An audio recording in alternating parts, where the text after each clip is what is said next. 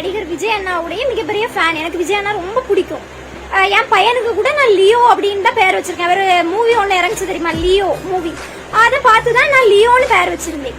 ஆனா உன் குழந்தைகளுக்கு பாலியல் தொலை நடக்குது, அதெல்லாம் வீடியோ எல்லாம் மறைக்கிறாங்க.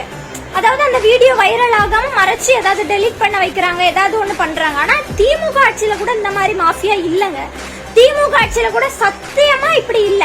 அதாவது இப்ப ஒரு மாரிதாஸ் அப்படின்னு ஒரு பெரிய யூடியூபர், அதாவது பொதுவியலானவர், எல்லா கட்சியினரை பத்தியும் அங்க என்னென்ன ஓட்டைகள் இருக்கு, தப்பு நடக்குது, அது எல்லாமே வெளியே சொல்லுவாரு. அவரு திமுக ஆட்சியில கூட திமுகவை பத்தியே பேசியிருக்காரு. ஆனா அவர் அந்த திமுக ஆட்சியில அரெஸ்ட் பண்ணல. ஏன் அப்படின்னா சுதந்திரம் இருந்துச்சு. ஆனா இப்ப தமிழக வெற்றி கழகத்துல சுதந்திரம் இல்ல.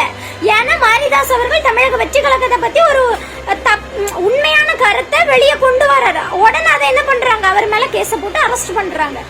அடுத்தது இன்னும் பல உண்மைகள் வெளியே விட்டுருவான், நம்மளை பத்தி தெரிஞ்சதே அப்படின்னு சொல்லிட்டு அவரை அரெஸ்ட் பண்றாங்க. என்னங்க நியாயம்?